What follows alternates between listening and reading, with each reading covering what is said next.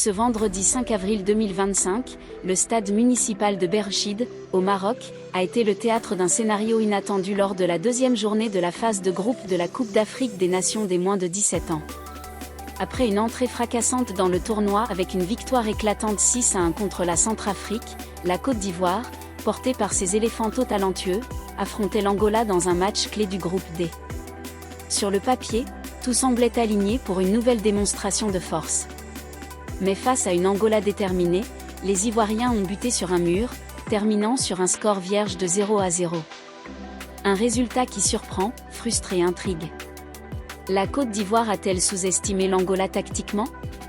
Ce nul annonce-t-il un groupe D imprévisible jusqu'au bout? Et les éléphantos peuvent-ils encore se qualifier pour les quarts de finale de cette Coupe d'Afrique des Nations U17 2025 et décrocher un ticket pour la Coupe du Monde U17? Plongeons dans ce match qui a tout changé. Remontons le fil. Mercredi, la Côte d'Ivoire lançait sa campagne avec panache. Une victoire XXL 6-1 contre la Centrafrique, marquée par un quadruplé historique d'Alino Haïdara, avait envoyé un message clair: les éléphantos étaient là pour dominer. Leur jeu offensif fluide, leur ambition débordante et leur cohésion laissaient présager un parcours sans faute dans ce groupe D. Face à eux ce vendredi, l'Angola, surnommée les Palanquinas, arrivait avec un tout autre état d'esprit. Battus 2-1 par le Mali lors de leur premier match, les Angolais jouaient leur survie dans ce tournoi. Une équipe au couteau entre les dents, prête à tout pour renverser la vapeur. Les bookmakers donnaient l'avantage aux Ivoiriens, mais le football, ce sport où les certitudes vacillent, allait réserver une surprise. Dès les premières minutes, la Côte d'Ivoire impose son style. Avec une possession écrasante de 62% sur l'ensemble du match et 19 tirs, dont 5 cadrés, les éléphantos prennent le contrôle. Alino Haïdara, Lesta et Alino mènent la charge, enchaînant les offensives qui électrisent les gradins de Berchid. Les supporters, encore grisés par le festival de mercredi, y croient dur comme fer. Mais un détail commence à émerger.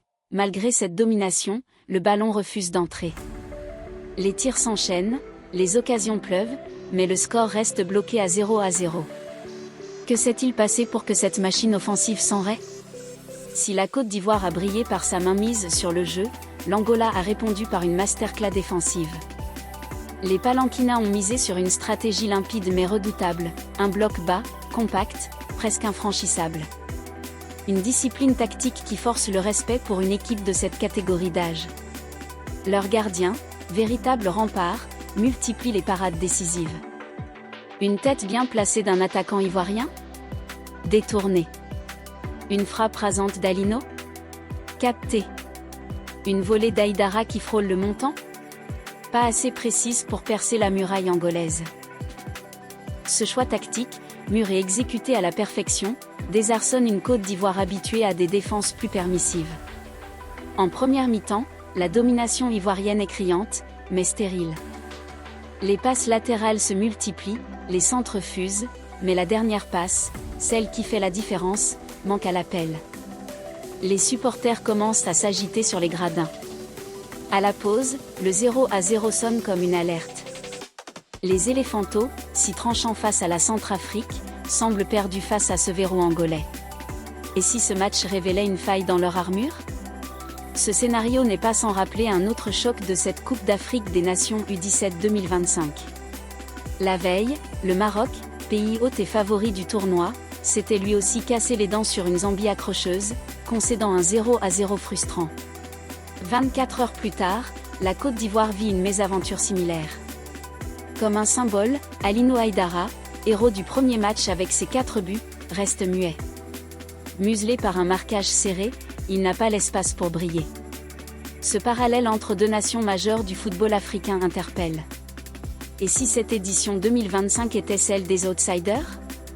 Et si les favoris, trop sûrs de leur force, sous-estimaient la résilience de leurs adversaires? Au retour des vestiaires, le sélectionneur ivoirien tente de renverser la donne. Des ajustements tactiques sont apportés, des joueurs frais entrent en jeu pour dynamiser l'attaque. Mais le mur angolais ne cède pas. La nervosité gagne les rangs ivoiriens. Ili, par exemple, un milieu créatif souvent précieux, multiplie les initiatives, mais pêche dans la finition. Des ballons intéressants mal exploités, des choix précipités. À 17 ans, ces erreurs sont compréhensibles, mais elles coûtent cher dans un match aussi fermé. Pendant ce temps, l'Angola reste fidèle à son plan. Les Palanquinas défendent en bloc, laissant peu d'espace, et se contentent de ce point précieux. Dans les dernières minutes, le match s'emballe enfin.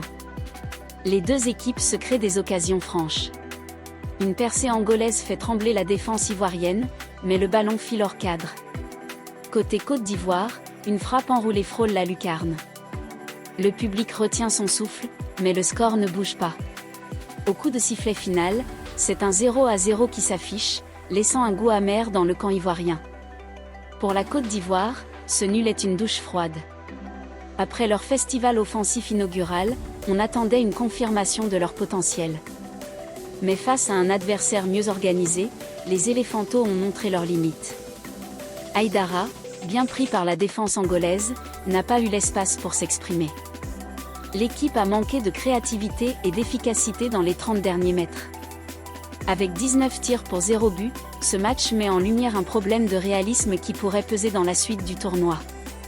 Un échec tactique ? Peut-être. Une leçon d'humilité ?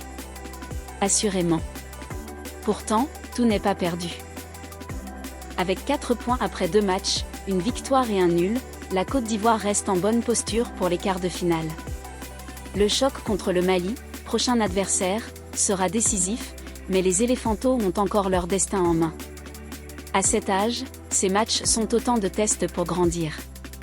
Si l'équipe tire les leçons de cette frustration, varier son jeu, prendre plus de risques, s'adapter aux défenses regroupées, elle peut rebondir et viser loin, y compris une qualification pour la Coupe du Monde U17.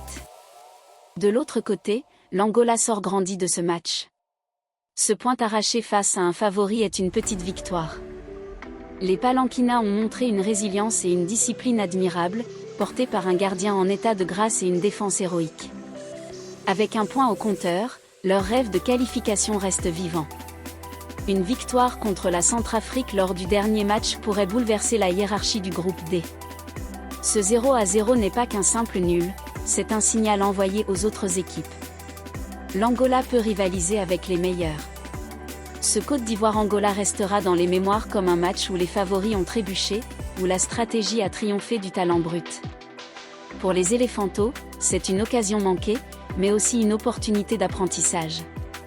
Ils doivent désormais se relever, affiner leur jeu et prouver leur valeur face au Mali. Pour l'Angola, c'est une montée en puissance qui pourrait changer leur parcours. La Coupe d'Afrique des Nations U17 2025 nous rappelle une vérité essentielle, dans le football, rien n'est joué d'avance. Rendez-vous lundi pour le choc contre le Mali. Alors, que pensez-vous de ce match ? La Côte d'Ivoire a-t-elle sous-estimé son adversaire ? Ce nul annonce-t-il un tournoi imprévisible ? Les éléphantos iront-ils jusqu'au quart et au mondial ? Partagez vos avis, vos tops et vos flops en commentaire.